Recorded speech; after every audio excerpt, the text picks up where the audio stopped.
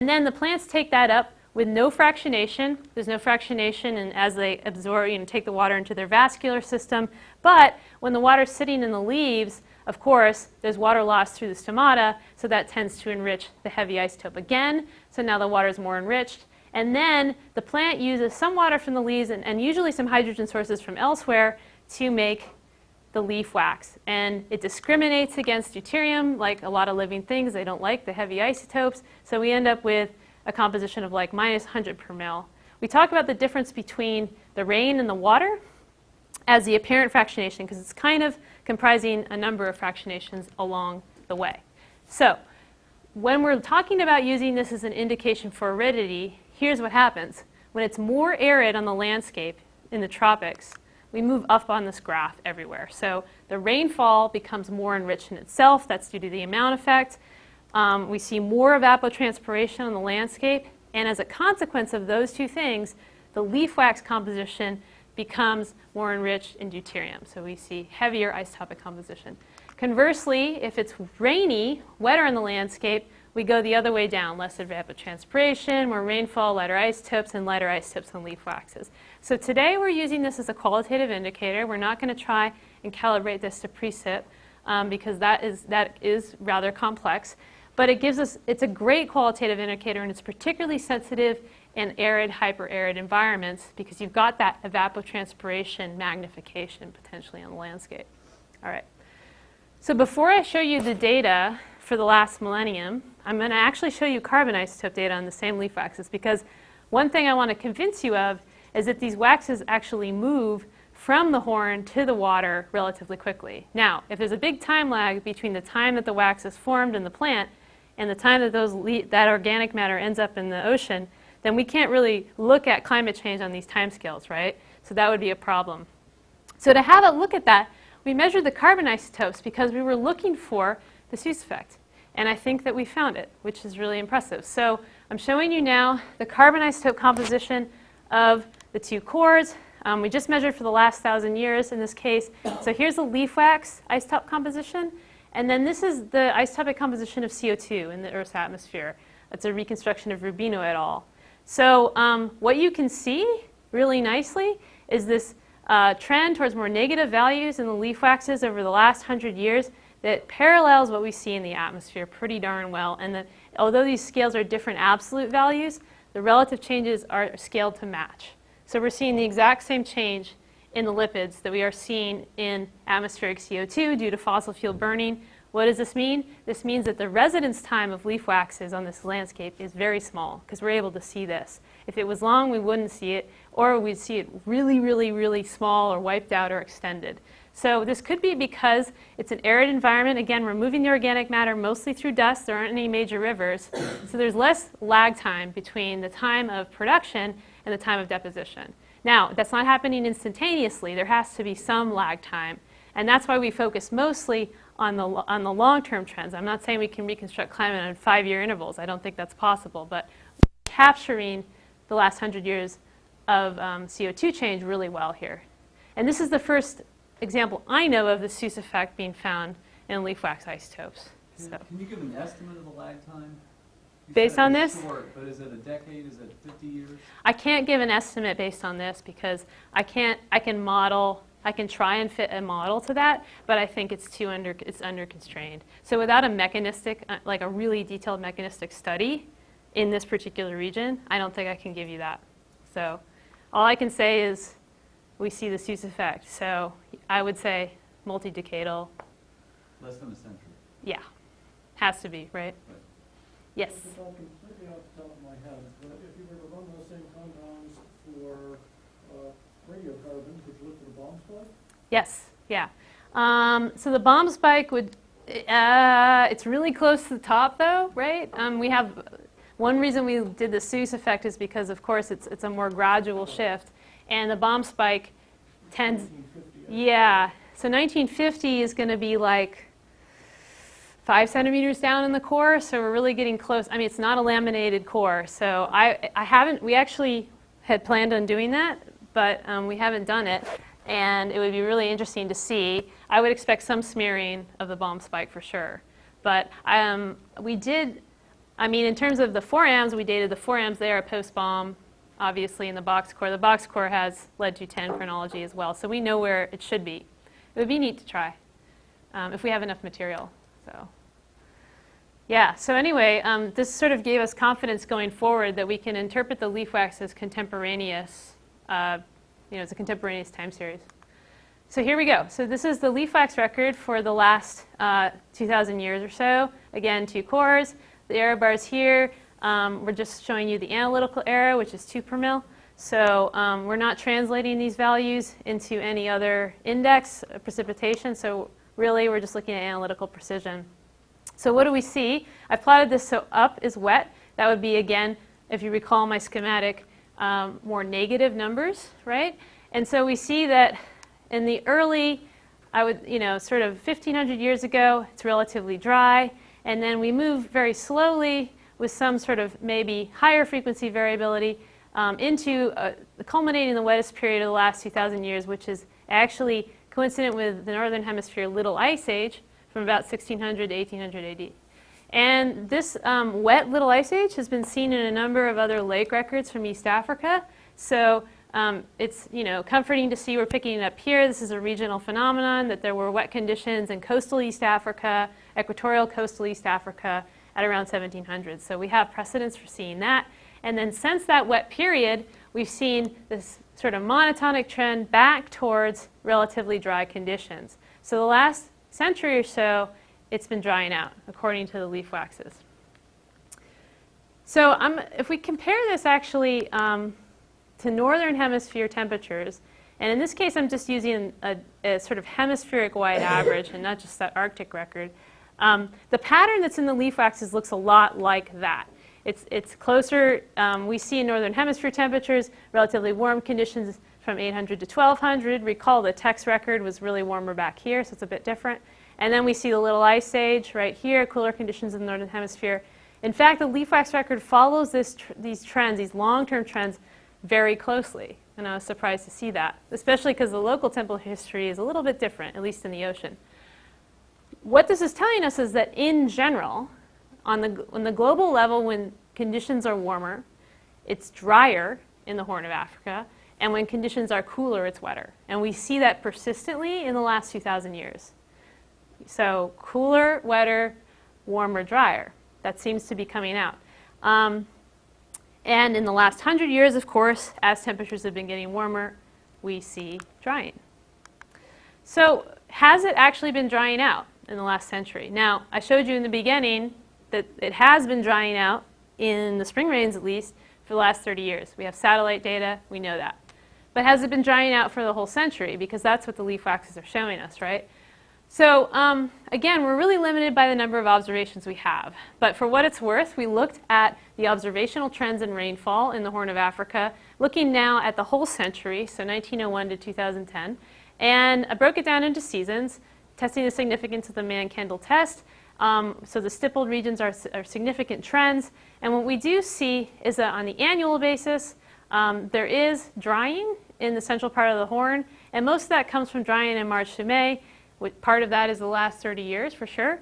But also, actually, drying in the dry season from June through August. And some of this is because some of the observations suggest that it was quite wet in the early 19th century, or wetter than today. And it's been drier on average in the last few decades. So September through November, that's the short rains. Actually, we see an increase in rainfall, but mostly down here in the Great Lakes region, not much of a coherent change in the Horn. So the instrumental record, limited though it might be, generally agrees with the leaf waxes in saying, okay, on average, it's been getting drier in the 20th century. So it's good to see that there's some agreement there. But what do the climate models do? I mean, what do we really want to know is, okay, if it's getting drier in the 20th century, can we really attribute that to global warming? I mean, it looks like it can be attributed to that because it's following the global temperature history so closely. And if we take that as an analogy, we would expect that the Horn would get drier in the future. But to understand the mechanisms of how that might happen, we're going to turn to climate modeling experiments. So I'm showing you here the representative concentration pathway scenarios. So these are the latest IPCC scenarios that were used in the IPCC AR5. They correspond to 8.5 watts per meter squared of forcing, 6 watts per meter squared of forcing, and so on by 2100. We're going to look at simulations with, that use across the historical period itself, but also that use the RCP 8.5. And the reason for that is twofold. One, I really want to look at the forced response. So in some ways, it's better to look at the models where we really hit it with a hammer and turn up CO2. Secondly, that's where we're going, quite honestly. We're on RCP 8.5 right now. So perhaps this is the most realistic scenario to look at, right? That's over 1,000 ppm CO2 by 2100. It's a pretty scary world. We might get there. But in any case, we're going to look at the high emissions scenario in this example. So first, the historical trends. Not seeing a lot of color because in the multi-model mean, and I'm looking across 23 models now, there's a lot of differences. So there's very little agreement between the models on what happened in the 20th century. That's what we're learning here. I said stipples is greater than 90% model agreement. There's no stipples because there's no agreement. So what we see is a bit of a wash. If you squint your eyes, you might see that maybe a little bit wetter in March through May, maybe a little drier in June through August, but in the annual, it's really nothing. So what this tells us is that the models aren't picking up a forced response in changes in aridity in Africa in the 20th century. That doesn't mean that there isn't one. It just means that the models aren't picking that up. So let's look at the RCP 8.5 where we turn up CO2. Okay, so now we see some stipples. Now we're seeing multi-model agreement, and we see a lot of blue. So what the models simulate for the Horn of Africa is actually wetter conditions in the future. Almost universally. There's some models that don't, but you can see there's quite a lot of agreement on the annual level. And most of this wettening is coming from September through November, the short rain season. There is some increase in rain also in the long rains, but it's mostly this that's driving it. You can see how strong the blue trends are in there. So this is percentage per year. So keep in mind that 100%, or sorry, 1% per year is like 100% increase in precipitation over a century. So these are big, big numbers, right? So the models are saying it's getting wetter, right? Or it should be getting wetter. That's like not what the proxies are saying, right? So we just got talked about what the leaf waxes are showing is it should be getting drier. Based on what we see in the last millennium, when it gets warmer, it should get drier. It's not what the models show. So what's going on? All right, so to interrogate what's going on, we have to understand a little bit about where that wettening is coming from and why. And it's actually pretty basic. But we need to return to the basic atmospheric circulation in the tropics. So the Walker circulation is sort of the key to the story here. This is the east-west circulation across the tropical belt. We see large-scale ascent and rainfall over with the western Pacific warm pool, sort of the driver of the cell. And that translates into descent, dry air, over here in the eastern equatorial Pacific. There's another cell over here in the Indian. And you can see that there is generally descending air and divergence, near-surface divergence over the Horn of Africa. And that is part of the reason why it's so dry, for sure, in addition to the moisture being blocked here. And you see ascent over the Ethiopian highlands and this sort of mini cell here. So normally it's quite dry. Now, during an El Nino, as many of you know, this shifts around, and that's one reason why it gets wetter here, because these convergence zones move, and suddenly the Horn of Africa receives more rain. Now, as we move forward into a world with more CO2, one of the most robust responses of climate models when it comes to tropical climate is that they slow the Walker circulation. The Walker circulation slows down in response to global warming, and this has been shown in a number of papers in the work of Heldon Soden and the work of Gabe Vecchi. And here's a little diagram that basically explains why. So it's the balance between evaporation and the energy that's moving and rainfall rates. So basically, as you warm the world, you increase the amount of moisture in the air, according with Clausius-Clapeyron, right? But the problem is, so you've got more moisture in the air, potentially more vigorous hydrological cycle, but the precipitation rates actually increase more slowly than that moisture. So something has to give to kind of balance out the energy that you're moving around and to compensate the wind slow. It doesn't have to be the Walker circulation, it can be the Hadley circulation. But what these guys have found is that in a lot of simulations, this is what happens. This whole circulation starts to slow down as you warm the climate. And that is exactly what we see in the CMIT-5 models. So I'm showing you here the correlation between 700 millibar omega So that's vertical velocity and the Horn of Africa precipitation.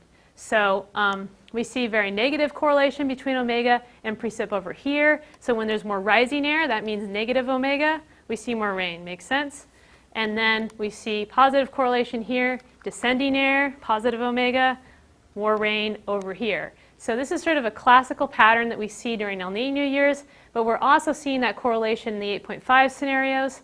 And then on top of that, I've applied, they're kind of hard to see, the contours. The red contours are increasing omega, and the blue is decreasing omega with stippling for significance. And basically what that's showing you is just like the correlation pattern, the whole water circulation in the Indo-Pacific is slowing down. So we've got these strong trends in omega that are slowing down the water circulation and leading directly to more rainfall over East Africa, that big blue blob there, right? So this is why they're simulating more rainfall, because the water circulation is slowing down, there's more convergent air over East Africa, and we're getting more rain. It's kind of a first order response. This, of course, is backed up by the changes in sea surface temperature that occur in these models. I'm looking at skin temperature just for ease, but that's equivalent to SST in the ocean, in the tropics, and we see more warming in the eastern equatorial Pacific than in the west, and that's associated with the slowdown in the water circulation, which also slows down the upwelling of cool waters in the eastern equatorial Pacific. So you see these asymmetrical warmings in the surface ocean, more warming in the western Indian than in the east, which feed back upon that atmospheric response. So these are very large changes, by the way, so it's a very strong effect in the high emission scenario. What's interesting is actually that if you look at a correlation between the percent change in Horn of Africa precipitation simulated by each model and the change in the Indian and the Pacific Ocean sea surface temperature gradients, is just a way of matching up the influence of each basin, we see that, in fact, it's mostly the Indian Ocean that matters, and it's mostly September, October, November. So we can see R of 0.73 on the annual level, that the models that have a stronger change in the surface ocean gradient simulate a greater increase in precipitation. A lot of that, again, is happening in September, October, November. That's the short rain season, again. That's when we see the most increase in the rainfall. And I'm just showing you observations here to point out that, well, this kind of falls in the observational trend, which has also shown an increase in the Indian Ocean gradient that's quite large in the 20th century, about half a degree. Even though we've seen that, on the mean annual, we have seen a decrease in precip, right? We haven't seen that increase. And that's due to the effects during the other seasons. But what's happening in the model is that all it's seeing is that one seasonal response, the SON. Interestingly, if we cross-plot Pacific ocean gradients and rainfall on the Horn, we don't see anything. And so why is that? It's just telling us that in the models, at least, it's really the Indian Ocean east to west difference in SSTs and the corresponding overturning atmospheric circulation that matters for controlling rainfall in the Horn of Africa, and the increase in rainfall that's simulated in the models. Okay, so it comes down to this. The proxy data and the observations show that warming, global warming, should cause drier conditions in the Horn. That's what we show. That's what we see in the last millennium persistently. The Little Ice Age was wet, the medieval period was drier, and now we're getting drier again. That does not equal what the CMOT5 model projections show, which is that warming should get wetter, primarily in the short rain season. That's the teleconnection season to ENSO, remember, and it's also the season when that water circulation response is the greatest. And that's swamping out everything else. So which story is correct? How do we reconcile this? Well, I think that we have to do more work interrogating what the models do on the seasonal basis to understand it. Obviously, I'm a proxy person. At the end of the day, I will always fall on the side of the line with the observations. But this is one thing we have to consider with the models, is that they actually don't really simulate rainfall very well in East Africa, and that's a major, major problem. So when we look again at our seasonal cycle and rain in East Africa, in the Horn of Africa, long range, short range, now look at what the models do. So these are all the models. This is the mean.